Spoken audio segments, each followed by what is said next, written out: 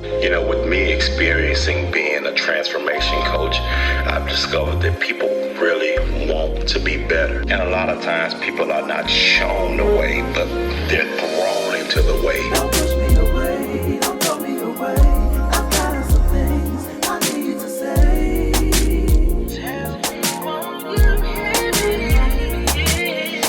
If you are a leader of any sorts, we have to meet people right there, right where they are. That's the only way we'll be able to really push for effective change. We really want to be better, and we got to help each other get there, y'all, because the world needs to What's see. up, family? Welcome to another episode of Ray Bridging Humans. It's the place where the people get to hear you and the world get to see it. We back for another episode, y'all. I'm really excited about this episode.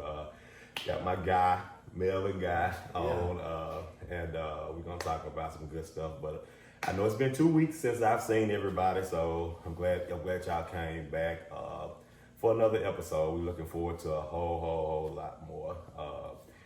Yeah, we're finna get into this conversation. This is another brother conversation. Now, this guy I got here today, my homie, my partner, we have a wide range of conversation at the barbershop. We talk about everything, and we're never short of words, man. And I was trying to think about the perfect episode to bring him on and something to talk about. I mean, he can really, this man, he can talk about a range of things. He's a father, he's a husband, he's a realtor. He's just a great all-around guy. And I wanted to bring him on to just have a conversation with the guys, with the bros, man. So welcome my guest, Melvin Guy. Man, I appreciate it.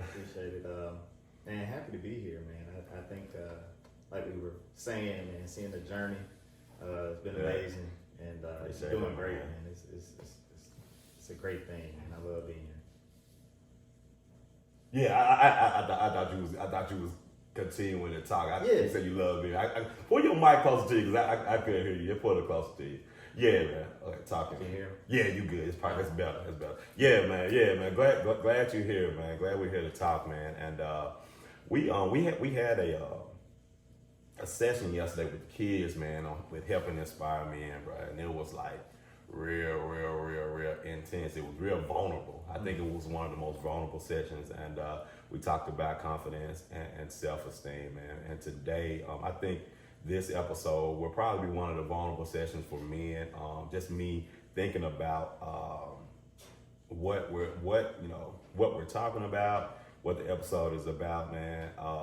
Breaking the silence, why men struggle to ask for help.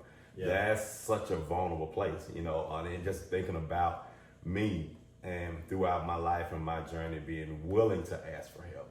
Yes. And being a man, a black man in particular. And I think this spans across the scope of manhood altogether, but particularly black men, with a lot of the struggles that we have with our lived experiences, man. It's a little tougher, I would argue, for us with the lack of resources, with the lack of the different things that we have in the community. This is a tough subject, so we're gonna break the silence on some stuff, man. Yeah. We're gonna break the silence on some stuff, man. And with my journey, man, of podcasting, man, not just podcasting, but life coaching, I go through a lot of stats, man. If you go through stats, man, stats will really make you depressed, man. Like, it'd be like, man, what? Like it's so many stats, but I want to kind of go through a few before I even get to the interview, man. Just kind of go through a few with you as well as the guests and the audience, man.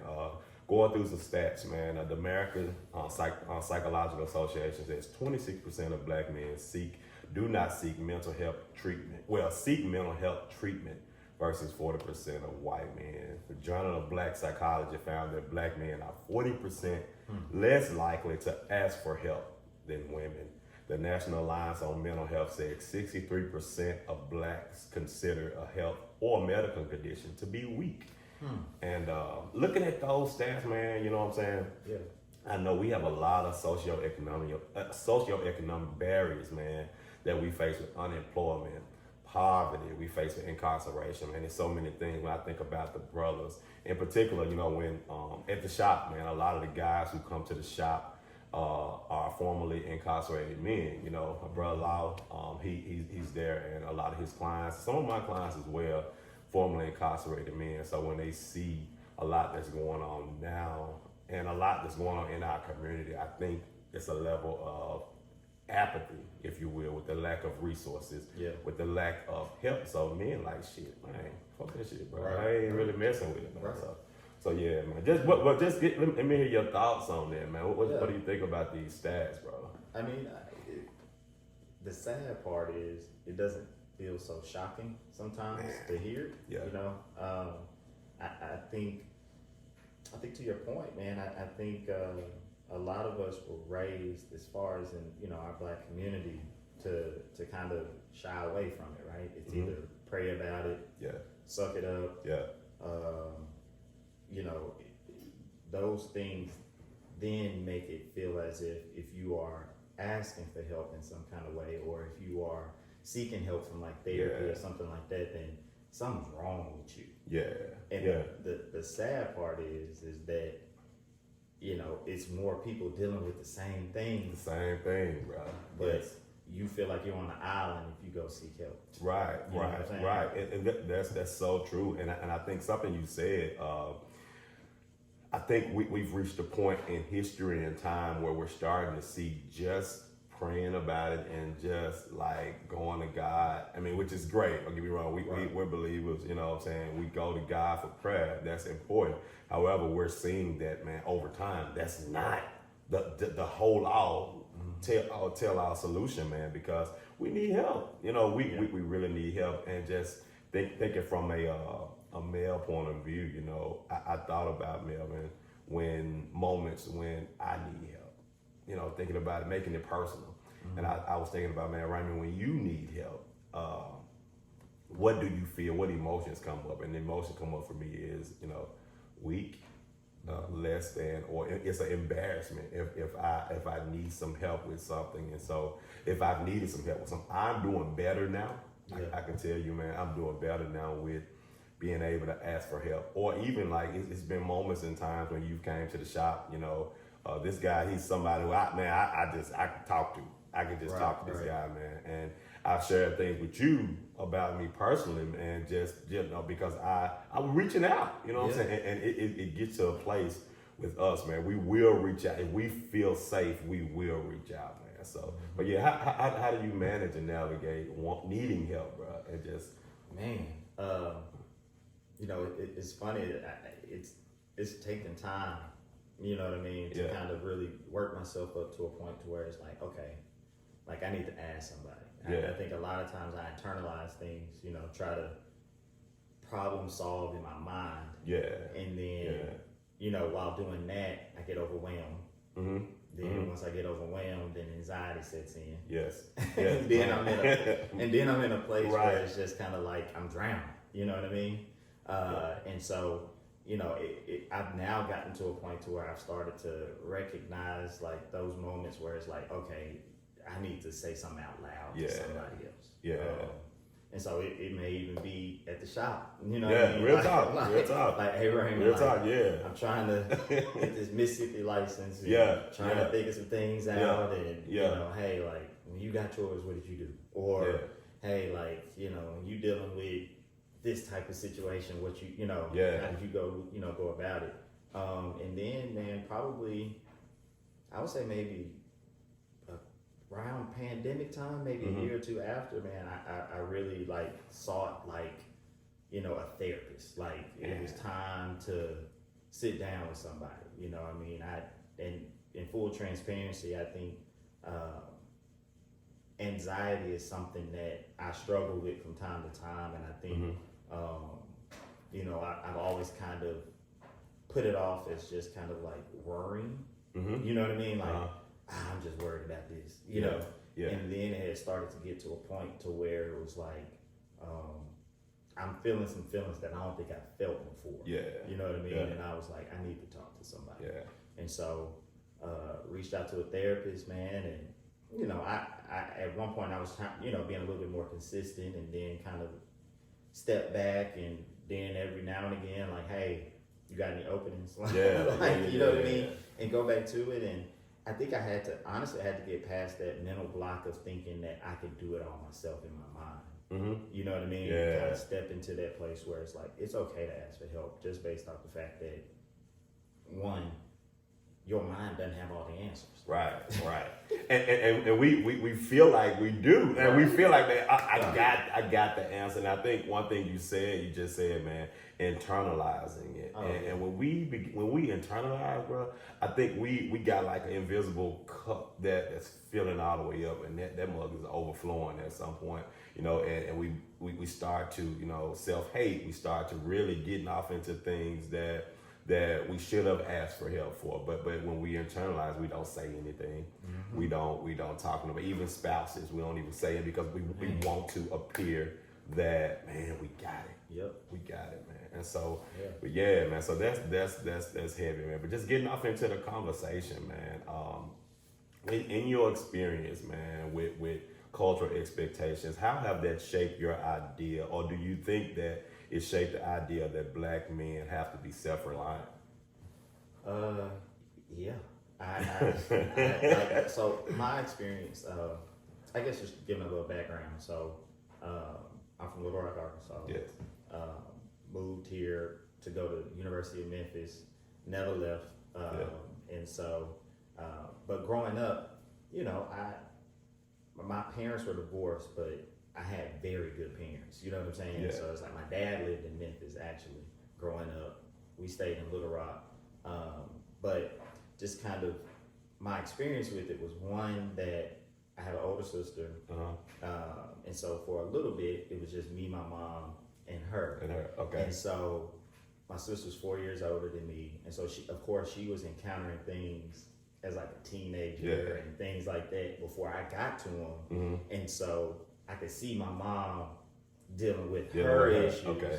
And so as the boy and the younger one, I was trying to stay out the way. Yeah, you trying to stay out the way. Right. So certain things, you know, I started to try to become self-reliant on, right? Or either kind of shielding certain things from my mom and them, or how I was feeling. And just because I didn't want to be a burden, right? Like I didn't want to add to any level of like parenting that you were already doing for me, because you're doing a great job. You know what I mean? Right. And then, you know, in the same situation like with my dad, it was kind of one of those things where, you know, he wasn't there every day, but he was still an active dad, you know what I mean? But the way he was raised, rural Arkansas, same thing with my mom, but rural Arkansas, you know, it was when you 18, on the road. It's time to go. You go do your thing. Yeah. You find a job. You work hard. You take care of yourself. And so I think his mentality, and not even in a bad way, was just this kind of like, you a boy. You know what I mean? You're getting ready to be a man. Yeah. You need to figure this out. Yeah. You need to do it. Like I remember, I think I was 15, and I used to come stay with him in the summers, or I'd stay with him during like the holidays and things like that. And so he was like, if I get up and go to work every day, you get up and go to work every day, because you need to start learning how to take care of yourself. Yeah. And so he took me up to Super Kmart on Austin Peay. Wow, Super Kmart. Told me to dress nice. He was like, dress nice. You're gonna fill out an application. Based on what they need, they probably might interview you right then and there. But I'm gonna take you in here, go fill out the application. If they interview you there, be ready. You're gonna start working. Yeah. And it was just kind of the way it was. And so, even past that, you know, once I got here to the University of Memphis, he was in town, but oftentimes he would put it back on me. So then that in my mind has just kind of been like, you know, you got to figure it out. Yeah. You know what I mean? Yeah. You got to be self-reliant. And then I think culturally, or even just kind of society-wise, you know, I think black guys, man, we do a lot of talking about grinding, hustling, getting it out the mud, things like that, to where I think I think subconsciously we feel like that's the route we have to go in order to see success, or your success is fake if you're not self-reliant.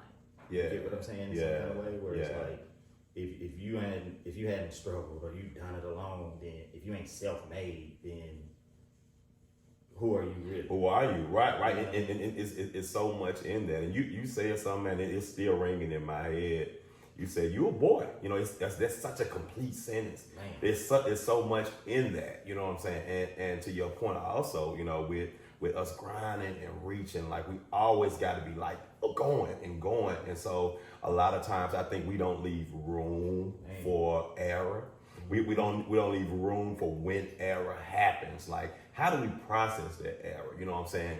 And a lot of times, most of the time, shit, we gonna go to some toxic. You know, if you're a drinker, you gonna drink. If you're a smoker, you gonna smoke. If you are a sex addict, you gonna sex. You know what I'm saying? And you're gonna go to something that, like, man, I probably shouldn't even be doing this. Or not even just those tangible things, but brothers, like where do you go when you don't meet the mark? You know what I'm saying? And that's something that I don't think we leave enough room for, Melvin. Right. You know what I'm saying? Like those moments when we're not meeting the mark. Those moments when, you know, if I don't really understand, but because I'm the head of my household, because I got kids, you know, and I tell brothers all the time, Melvin, I told you, you know, a lot of times when you're a man, when you're taking care of your stuff, man, most of the people that you're responsible for, they love you. They don't mean any harm, but they just want to make sure it happens. They look at you because you got to make it happen. Right. You know, you got to make that thing happen. So, wow, man, yes. Yeah. And just even with you growing up with a dad and having a father, man, I can only imagine what that pressure, you know, feel like. It's like an unspoken thing. Right. Yeah, it's unspoken. Right. It's like, I give you what you need, you go, and you go get it. Yeah. And you know, it's crazy because, so, my mom got remarried too.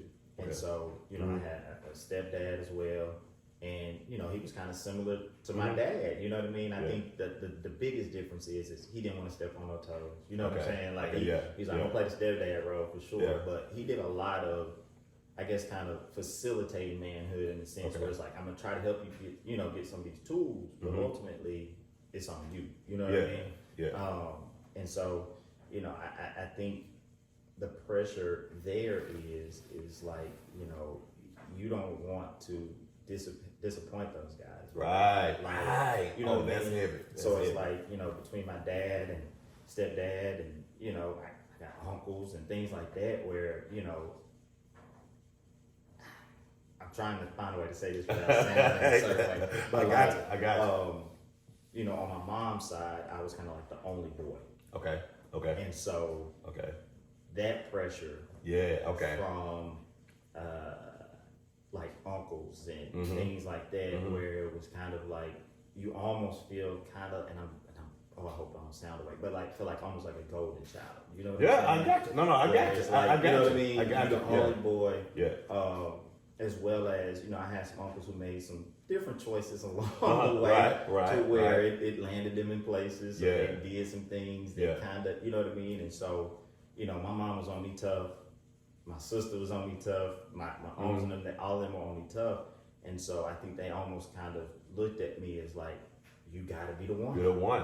You're the one. You gotta be the one. Yeah. And then on my dad's side, you know, I had a whole bunch of uncles, my daddy, and then I got a whole bunch of male cousins. Yeah. And so then there was the pressure of, you know, I'm watching older cousins excel in sports, do certain things, you know, and then I was almost kind of like the baby boy for a while on that side of the family.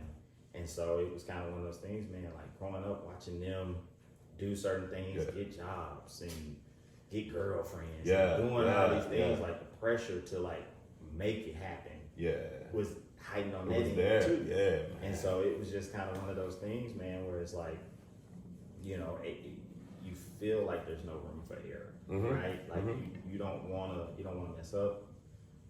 You don't want to look like you don't have it together. Right. And so, you know, I will say the positive in it all is that I felt the pressure to at least try to do good. Yeah. You know what I'm saying? The pressure to try to do certain things and stuff. But like I said, I think that's where I realized, getting older is like some of the feelings that I felt during those times though were unhealthy. Yeah.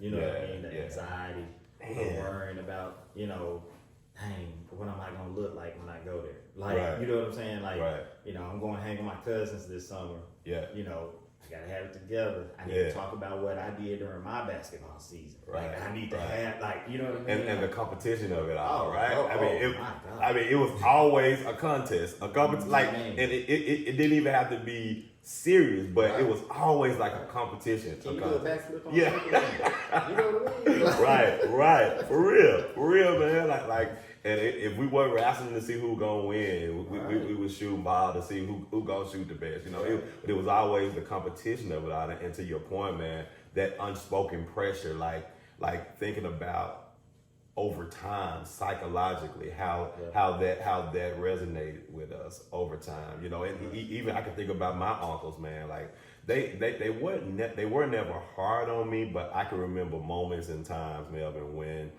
they would tell me to do certain things because they felt like I needed to kind of, you know, tighten up. You know what I'm saying? They would tell, and so that pressure alone, because men, like having that man that's like had to have that expectation on you, man, that was big. Right. That was big. So with them looking at me like, right, we need to do this, we need to do that, we need to do this, and even like, and I love cars, you know. And I got an uncle named Peanut.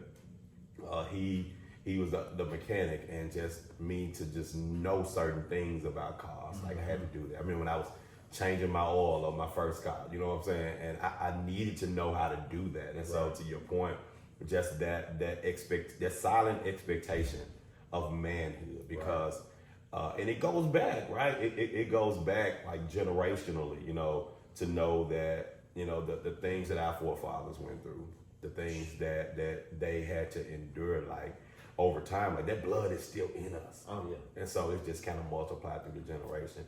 How do you? And I know this is kind of off script, but I'm thinking about Corbin. How do you, like, with this thing right here? How do you navigate that with your son? This is my boy Corbin, y'all. How do you navigate this with Corbin, man? That has been probably one of the hardest jobs, you know what I'm saying, that I've had. And the crazy thing is I always get emotional when I talk about my kids, but I know. But, I've seen you get emotional talking about the kids. Yeah, so I keep it together. But but yeah, like that's been my hardest job. You know what I mean? Like just because, like I said before, like I think there's a positive, healthy pressure that comes along with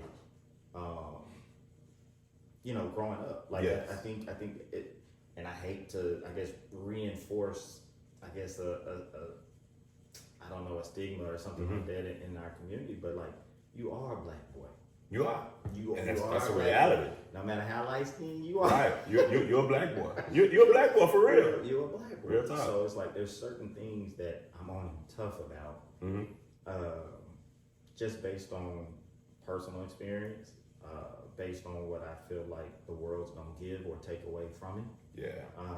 And so, but at the same time, I'm trying to balance, like, his life is his life to live. Yeah. You know what I mean? Yeah. And that's the hard part, because it's like, as a parent, it is somewhat my responsibility to shape your life to a certain degree. While leaving room for you to explore who you are. Right. And so, you know, I try not to add too much pressure, but at the same time, I feel like the pressure is necessary. Yeah. Like you got to know it ain't gonna always be me there to do this. Right. You got to know that, hey, look, you know, and I tell him, and I use a lot of sports analogies with him because he likes playing everything. Yeah. And so I often tell him, like, you got to be coachable, right? But at the same time, I got to trust that you're gonna do something when you're out there, right? Right. You know, he's playing soccer right now, and so you know we record a lot of him playing and things like that. And so I try to explain to him, like, hey, like right here, you're standing and doing nothing, standing and doing nothing, but you want the ball given to you. Man, that's a good lesson, man. Wow. You know what I mean? Wow. So it's like if you standing and doing nothing, but you want the ball. Ain't nobody passing it to you. They trying to score too. Right. So you can either start running, get yourself in position to where they can pass it to you and you score, or you can go take the ball as well and take control of this game and go score yourself. Coach Dad. You know what I mean? So it's like I try to use those analogies because I feel like they help him in other aspects of his life, Mhm. right? Like you can be moving and somebody can throw you an alley-oop. Yeah. You know what I mean? Yeah. So that means if you want to be a pilot, we doing good in math, we doing good in science. I got a friend Mm-hmm. whose parent was an air traffic controller. He knows pilots. He knows all this stuff. There go your alley-oop. Yeah. Or, hey, look, MTSU has a airspace, whatever Damn, it is. that's Like, good. you Man, can do it on your own. that's You go to good. school. You Yeah. work your way there. Or we can throw you an alley-oop, but you gotta be moving. You can't stand still. Wow. And so, you know, it's a little pressure on him, but at the same time, I feel like it's healthy pressure. You know what I mean? I'm gonna use that with the boys and him, bro. Like that was really good how you just laid that out, man. Because, you know, sometimes he gets caught up in standing and watching. Mm-hmm. And that's my thing with him constantly. Mhm. You know what I mean? And, Yeah. it happens. And I think sometimes it's because it's the love of like watching the game in front of him. Mm-hmm. You know what I mean? Which is not a bad thing, but I told him, but you actually have to play in them. Yeah. It'd be different if we were all on the sideline. Right. But You out there you out in there. the game. You in the game. You're in the game. Yeah. And you gotta move. Yeah. One way or another.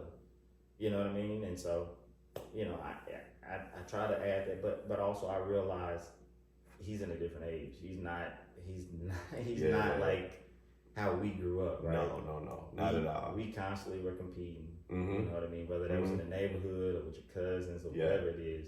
And so I think what they take as encouragement or motivation doesn't come the same way we received it.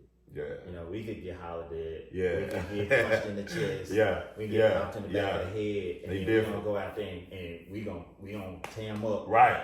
They different. Yeah. they turn off. They get into their feelings. Yeah. You know what I mean? Yeah. And so I think balancing that Mm-hmm. always is my hardest job. Honestly, like I trying to find that balance. And I think that even thinking about Corbin and then just his generation, Melvin, I think that they are more emotionally available than we were. Oh, They're yeah. much more emotionally available. I'm seeing that, and not only that, I see how even when it comes down to Corbin wants certain haircuts, you know, you give him the agency to make decisions, but you're like, okay, this time is cool, but next time you cut it out. Or Yeah. if you don't do this time, you know what I'm saying? And I see you giving him that leeway versus, you know, most of us got. You get your hair like this. Right. Ain't no question. Who paying for this haircut? Right. You know what I'm saying? Ball face, and the ball right down. Yeah. He's coming for another 3 weeks. Right. But you giving him that agency, I think is good. That builds the foundation of them being able to speak up for what they want versus internalizing like, okay, when I feel something, I'm gonna hold it in and I'm gonna feel bad, but I'm not gonna tell you I feel bad because I know I'm gonna get slapped in the face if I, you know what I'm saying? So. That kicks our butt. Absolutely. No, absolutely. And me and Chastity, he'll say something in the car. Uh-huh. He'll pull us to the side and It's explain hard. something, Uh-huh. and we be like, oh, like how do we even Yeah. deal with this? Just because it's kind of one of those things, man, where it's like you said, we weren't allowed to be so emotionally available. Right. Or to express ourselves. No. Their level of emotional intelligence, man, now Yes. is through the roof. And so, you know, it catches us off guard because it's feelings that we learn to express at like 20-something, 30-something years old that he's saying at 9. I just thought about it. And we kind of be like, how do I say this to him without feeling like I'm going too deep? But honestly, it's like the fact that he brought it up, he might be ready for the conversation. Right. And bro, emotional availability was a lot of times disrespect for us. Man. It was disrespect. And so if me being emotional or expressing my emotions meant that I'm disrespecting my mom, I'm just gonna hold it. Mm-hmm. And so imagine again psychologically going through time, like in relationships, you know what I'm saying, me showing up emotionally, and I automatically, my body feels that, okay, I'm being disrespectful, so I'm just gonna keep it to myself until I blow up in me and I ain't got a choice but to, you know, so man, bro, like this is heavy. This is all heavy. And with all the mental health talk, Melvin, that exists now, do you think that there's still stigma around vulnerability for men in our community? I guess I wouldn't say stigma Okay. as much as it is. I think. Well, I put it this way. I think we broke the stigma to a certain degree, because you almost can't turn on anything now without hearing it one way or another. I think there's still a certain level of shame, maybe, around it. I think there's still some apprehension, you know what I mean, amongst us when it comes to it. I don't think there's necessarily still a stigma, because, you know, one, you're starting to see Black men as mental health professionals too now. Right. You know what I mean? And I think that's opened the door to be like, hey, look, there's somebody that I might be able to connect with. Yeah. That, you know what I mean? Like, my therapist, he's a Black man. And it's funny because, you know, I get in there and I catch myself, man. Yeah. and we saying stuff, and I'm saying stuff to where the conversations we're having are one of those things where it's like, it's almost like I'm talking to a friend of mine. You know what I mean? Like family member or something like that. So I think the stigma has been broken, but I do think there's still a level of apprehension, because we're shame behind it. We're trying to find our place in it, and I think that's the fear. And I think I hear a lot of men be defensive about all of this stuff, and they're like, man, they trying to like water us down. They trying to like, it's an attack on manhood. No, I will say it's not an attack on manhood, but I think it's a real thing with men finding our place in vulnerability, finding our place and knowing how to navigate in front of other men. Right. You know? And I think what you'll find out is that when you start focusing on your mental health, and on top of that, maybe even seeking therapy or something, man, I've had my therapist tell me about something where it was kind of like, bro, you good. Like, grab yourself, move on. Like, and you might not need to come back for a little while. Like, you know what I mean? You should. And so, I think, you know, if we pay attention to our mental health, we show up as better men. Yeah. You know what I mean? Right. Like I read, his last name's Wilson, but Jason Wilson. Yeah. Battle Cry. I saw him last weekend. Man, I read the Battle Cry book, man, and it was just kind of talking about being like I forgot the word he used exactly, but just kind of like being like a whole man, right?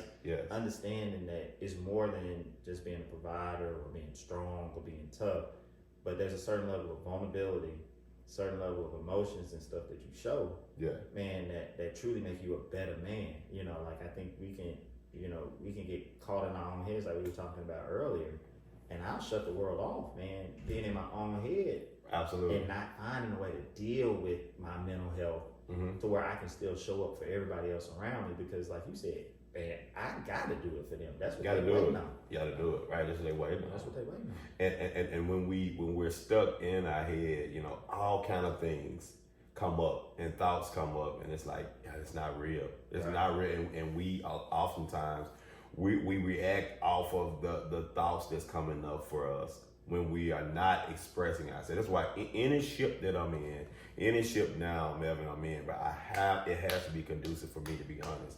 If I cannot be honest, if I cannot express myself within reason, man, it's dangerous to me. Right. It's dangerous. I don't want to go back to that place of hiding. I don't want to go back to that place of holding my feelings in. And so that's why I'm so expressive, even with the boys in the organization, man. Express yourself, man. Right. And just me having this conversation with you, bro, I'm thinking about, man, just the lack thereof with expression for us, because we're afraid to. And now we love our mamas. We love our mamas and our dads, you know, and just that I understand where they came from.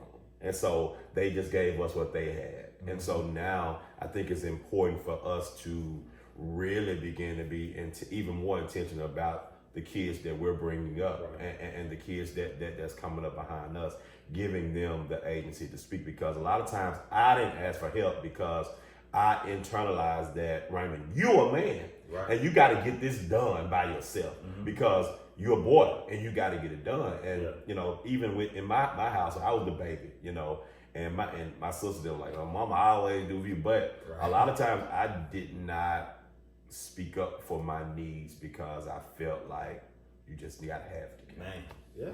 I'm in the same boat, you know, and then for me, you know, having 2 kids, you know, that I think that's one thing that, like I said, that's one of our hardest hurdles to overcome as parents, man. Like it's been leaving that room because, like you said, you feel challenged. Yes. Sometimes, as well as sometimes you don't feel prepared to talk about what they bring up. Right.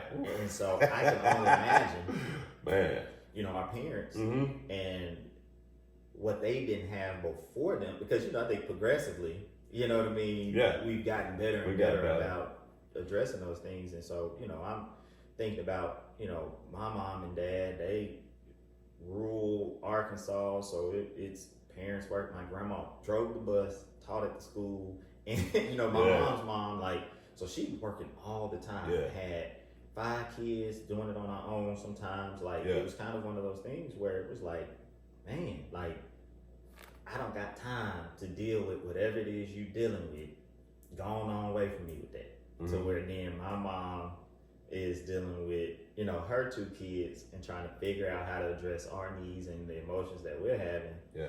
And trying her best, you know what I mean, in order to talk us through whatever it is we're feeling while dealing with her own trauma. Dealing with her own stuff. Right. What's going on. And so now, you know, it's like the next step. You know, we've tried to make ourselves very available to our kids, because one thing that we always said is that we want them to be able to speak for themselves. Yes. And so we push that a lot. Yes. You know, say it. Yes. Because, you know, Corbin's now gotten to the age where he'll kind of try to, never mind. And it's like, no, say it. Say it. You're not going to get in trouble. Right. You know, now, and the younger one, you know, she Morgan, she just watch him do it, so she ain't got no filter. Like, I love Morgan. She come all the way out from the jump. From the jump. And it's hard for us sometimes, but, you know, that's what we're trying to build in them. You know what I mean? Like, you say what you want, or you say how you feel. The rest of us will learn how to deal with it. Yeah. We'll learn how to deal with it. And you're into all in the next question with the family dynamic, because I can, as I hear you talk, I think about my lived experience and how we paid attention to what our mom and them didn't say, or we paid attention to what dad them didn't say, and so it was an unspoken, like, you just gotta do it. You gotta do it, and even the kids, I know even now they pay attention to what we don't say. Right. You know, and so to your point, I think that it's just important that they can express themselves. And for in our shoes, brothers our age, if you're anywhere between the mid-30s, early 40s, if you're in that range, like, being able to express yourself, man, y'all, we are dying. We are dying from stress. We're dying from blood pressure. We're dying, and because half of us ain't going to the doctor, and then by the time we go, we're going to the emergency room when it's already too bad, you know. And so internalizing, holding all that stuff in, brothers, because we have to admit that, and it's hard, Melvin, that I don't have it all together, right? And I don't have all the answers and it's something that I'm realizing now, Mel, that it's hard for humans to say, I don't know. Man. It's hard for us to say, especially as a man, I don't know. Like even something as simple as us being in a car and having to put an address in a GPS, and versus not having to put it in. You don't want to be like, man, you don't know the direction, you don't know how to get there, bro. Nah, man, you gotta hit 20 and go down 30. Yeah. I don't know. Right. And that's why, in your opinion, why do you think it's difficult for us to say, I don't know, I need help, I don't know? One, I think it's social pressure, right? Or societal norms. You know, like, as a husband, as a father, I'm supposed to know, and I'm supposed to figure it out before somebody even asks me about what, you know what I mean? Yeah. Whatever the question or whatever it is that's coming up, and so I think you also have kind of that internal pressure. Yeah. You know what I mean? Where it's just kind of like, I want to be the best at what I do, and I want to feel like I got it all together, and so there's a certain level, and I think I said it before, I think there's a certain level of shame that comes along with Yes. asking for help. Yes. You know what Yes. I mean? Like, Yes. it's like, hey, can you show me where you know what I mean? Like you almost kind of, and I think I talked to you about it at the shop a little bit. So like earlier this year, I got my broker's license. Yes. Yeah. And, you know, and then in the office became a managing broker. And Yes. so, Yes. I hit my boy up. yeah, man, I'm your guy. So yeah, you got. Yes, sir. So, you know, with moving into that role, it nobody lays out for you how this is supposed to go. Right. You know, Right. and so I was kind of put in a position where it's like I'm kind of trying to learn on the fly. And so being an educator before, it was kind of, you know, handling team meetings were, you know, kind of almost, I set it up as almost like I was teaching a lesson to a class, you know what I mean? But ultimately teaching adults is a little different. Yeah, you know it's what I mean? different.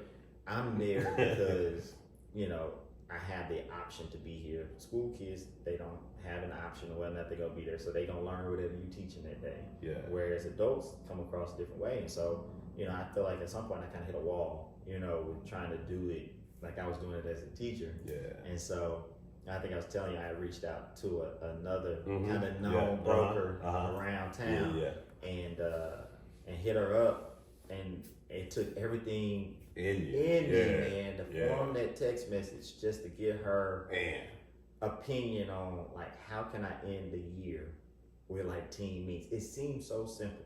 Yeah.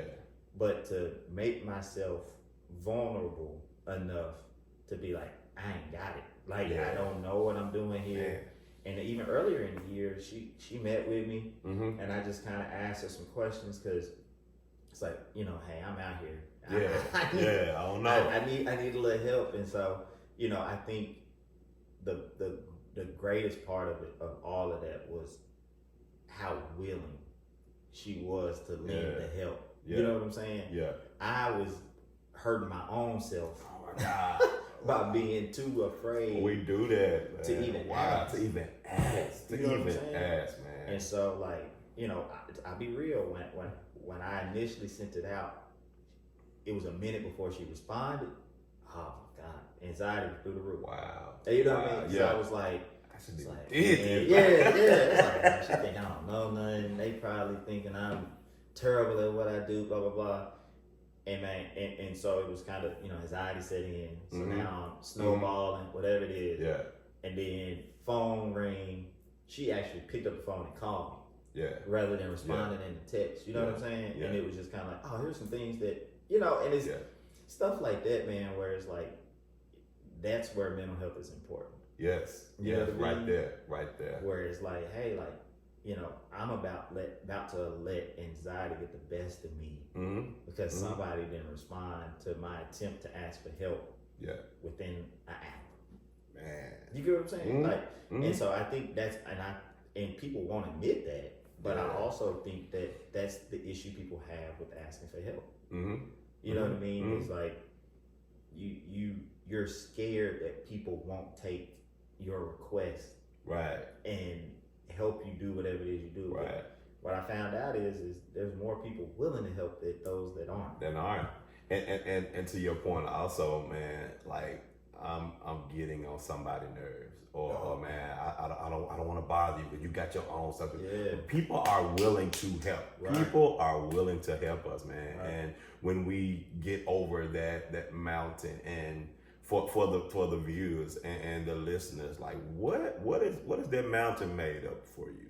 Like what is that mountain made of? Like that you don't want to ask anybody for help, and you thinking of all the thoughts in the world why you don't want to ask. What is that? What is that made up of, man?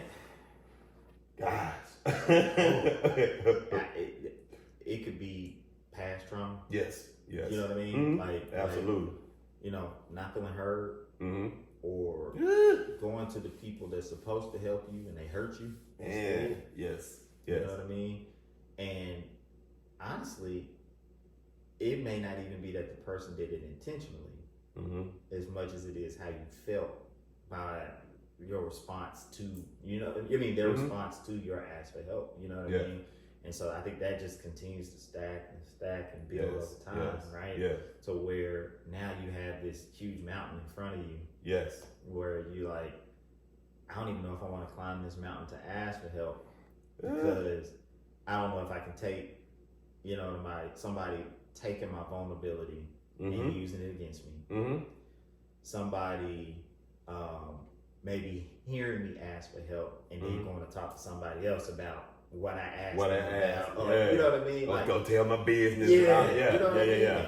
We, black folks, we about that big, I'm telling my business. Right, exactly. And so, I think that's honestly, for me, I'll even say it for me, I think that's just kind of what it is sometimes, where it's just kind of like, in moments where I've asked for help and felt like somebody didn't take it seriously, or maybe being vulnerable as far as asking for help, and then somebody using that to talk to somebody else about me or something like that. You know what I mean? So, man. And when I can recall times where, bro, I was the king of spiritual bypassing.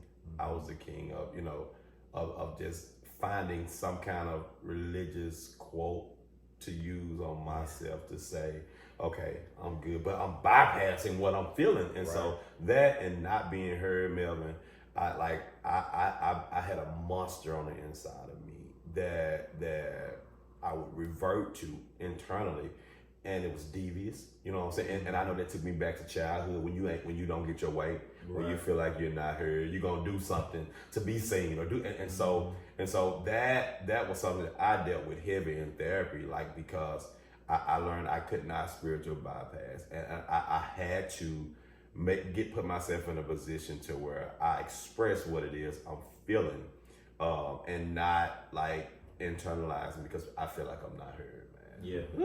Man, that's big. Man, that was big. So Mel, when finish this sentence. All right. The last time I had to ask for help, it made me feel.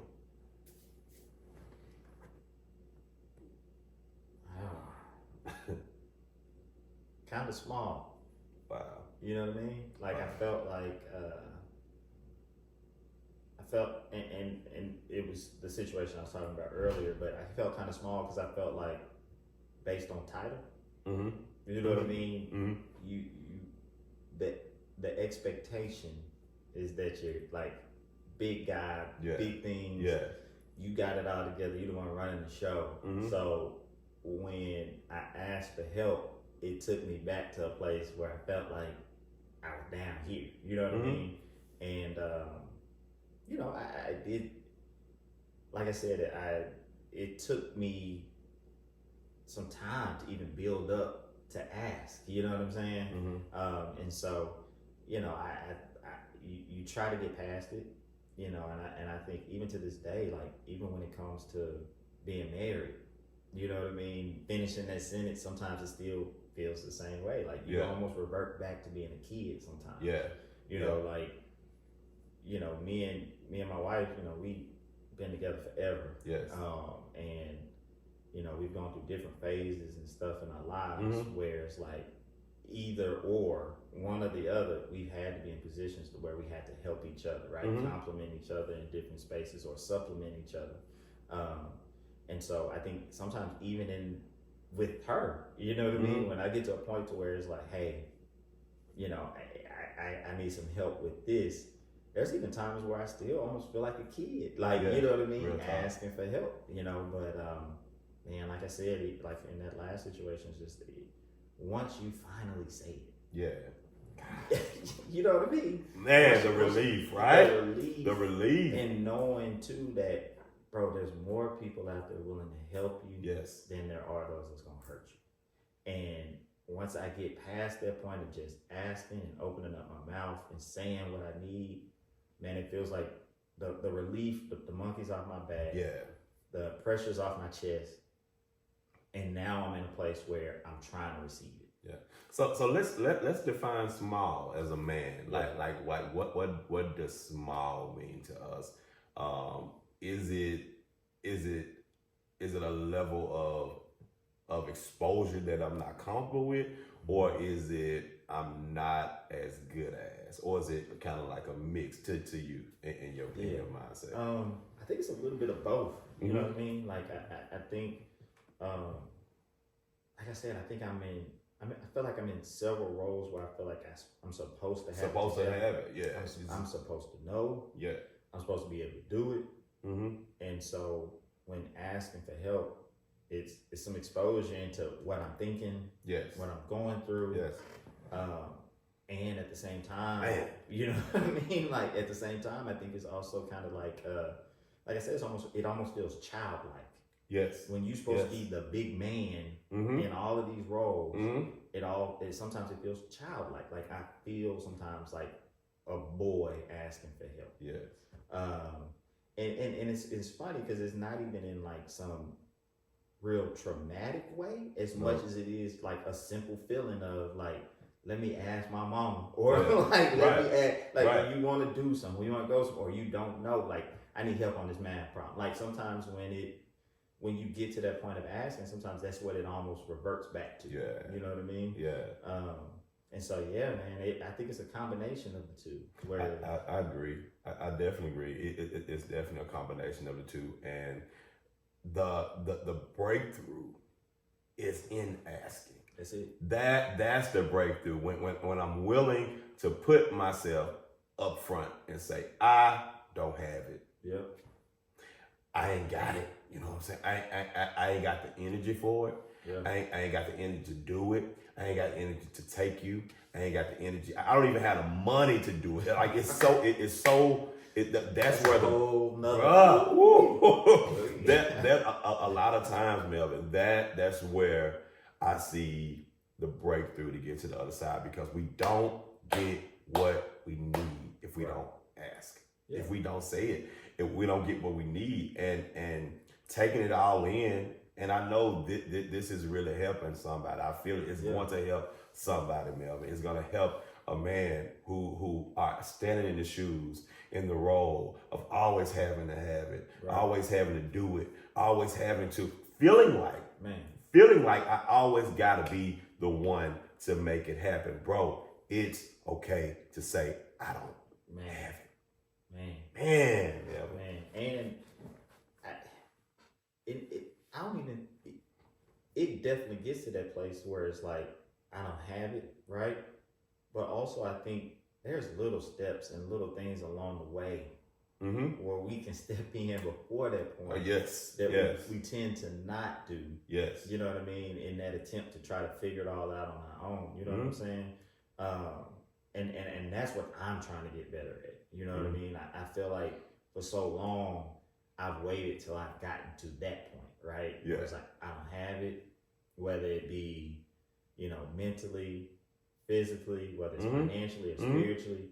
I typically, or I have over my life gotten to a point to where I felt like I was depleted. Man. Before I asked for help. Man. Rather than seeing the signs of needing help and stepping in at the sign of it and kind of going ahead and trying to cross that threshold of just asking. You know what I'm saying? Yes. So, that would be my encouragement. Like we all have been there. We've seen the signs of knowing that we're headed to a place that we don't need, where it's like, I ain't got it. Man, yeah, we see it. And, I don't know if it's pride, ego, whatever it may be that may be stopping us from asking ahead of time. You know what I mean? But I think that's where maybe as men, we got to get better at is, let's not wait until it's too late to ask for help. Yes. I can remember, and this is a place of vulnerability for me. I can remember, Melvin, when I was maybe in my early 20s, maybe 24, 25, I was afraid to ask for help financially. Yes. And so I used to work at a shop on Elvis Presley. And I've always been able to take care of myself financially with being a barber. But at the time, I really needed some extra help. And so instead of me asking somebody, I went to a checking and cash place, maybe like less than a mile from the shop. And when I went to the checking and cash place, and I think I borrowed maybe like $250 or something. Oh. And just I got caught in the cycle of going back to rewrite the check every 2 weeks, and it got to the point I was so embarrassed. Yeah. And I was so ashamed to go to the checking the cash place, and I I would find myself almost hiding when I go up to try to park my car on the side. I didn't want to, and all that because I was internalizing just asking somebody for some help, man. And I finally got to a place to where I had to get myself out of that rut. Like, Raymond, you cannot keep doing this. You know what I'm saying? And I had to shift some things. But the place that I went to financially, like writing those checks, paying 200% in interest on that, man, because I just didn't want to ask somebody for some help, man. Yeah. Because I wanted to keep up an appearance as if I had it like that, man. Oh my God. And that's, man, that's another piece for another show, man. But keeping up appearances for our peers, because ego and pride, something else. Man, and it gets the best of all of us. All of us. Care, yes. I don't care what you say. Right. Every last one of us. That ego and pride has made us make some bad decisions in our lives. Man. One way or another. Yes, man. Man, woo, man. All right. This was a lot, and I appreciate you for coming on, man. And I want to ask you, man, because this is Ray Bridging Humans, the place where we're bridging communities. If there was one thing that you could do, thinking about all of the pieces of our community, all of the different sectors of our community, if it was one thing you could do that could bridge humans better, what would that one thing be? Oh, that's tough. I know I snuck that in. Yeah, nah, you do it.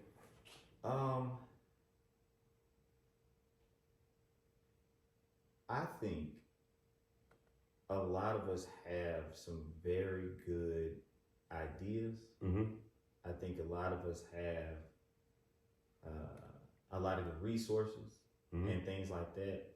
And I think we've even had a conversation like this in the shop before, but I feel like sometimes I feel like sometimes we do feel like we got to do it alone. Yeah. Right? Or we're doing it by ourselves. And I honestly wish that, especially in our community here in Memphis, that more of us would be willing to collaborate. Yeah. Right? Yeah. Or bring us together. So if it was something where I could find a way to share resources, yes. Right? Let's do something like this together. Like, and I have to look up the stats, but they were saying like per capita, like Memphis has like the most nonprofits. Yes. And it's like there's so many people. So many. Doing the same things, yes. To where it's like, man, if we could decide to do some of this stuff together, right? The amount of people we could reach, right? The amount of people that would be helped, rather than you doing this alone, then not wanting to ask for help. Right. You know what I'm saying? Real talk. Tapping out your own resources, although you got them. Right. You know what I mean? And that goes across different sectors too, right? Like like I'm so happy that I've began to develop some relationships and things like that over the years with different realtors and brokers and things like that, to where it's like I can tap into some of them and share those resources. And I ran into another broker out at Tanger, and he was just like, "Hey man, if there's anything you need, like hit me up, man. I'm available for real." Yeah. And it was just kind of like that's kind of what I'm getting at, right? Like just more collaboration, where it's like we don't all have to be the one. I see where you're going. Being the one. The one, right. We can do some things together, man, and make this thing really pop and help a lot of people achieve whatever goals it may be. Yes. So if it was one thing, man, it would be just to kind of try to find a way to bridge more people. Yeah. To where we can really collaborate, and I think that we all I love that. And I haven't even made, thank you for your answer too, man. I haven't even made it public that I retired my real estate license. And I remember when I did it, I called you. I hit you up, and I know that was an emotional thing for me. And because I was just so used to Yeah. your point, always just doing it. But I realized the journey that I'm going down now, I had to sit it down. Right. You know what I'm saying? And you were one of the ones I call, like anybody who I have sold houses to, like I'm sending them to Melvin.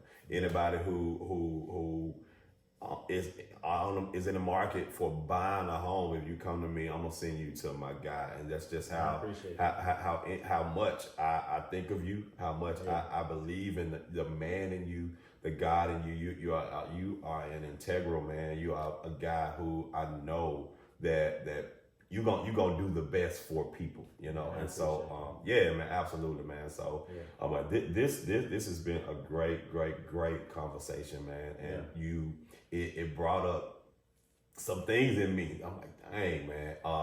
And I think a lot, Melvin, about what things do to us as men psychologically over time. Like that's what I deal with heavy now when I think about man issues and issues that men have to deal with. And I think a lot of times when people are giving answers and when people are trying to help, you know, it's like in their sometimes not all the time, sometimes in their head it's like, okay, I'm giving you the answer. Why you ain't getting it? Right. Not knowing that psychologically, I'm fighting from all the trauma that I've gone through the years, trying to get to where get to what you're saying. So it's not that simple to just give an answer sometimes and not be willing to take it all in. That's why collaboration. Yeah. I'm glad you said that, man. Yeah. So, but thank y'all so much for watching. You're a black man watching this. Please like and subscribe to the channel. Ray Bridging Humans. I mean, if I want you to shout your social media out as well, man. Yeah, man. So it's Melvin Guy with Reed Realtors. 901-451-9282 is phone number. You can find me on Instagram, Facebook, LinkedIn as well. I tell people all the time, you know, real estate for me is more than transactions, right? Like it's about helping people achieve their goals while learning along the way. You know, so whether you're looking to sell or buy, I'm your guy. Holla at me. Yes. This has been another episode of Ray Bridging Humans, the place where the people get to hear you and the world get to see it. Love your family. Till next week. Peace.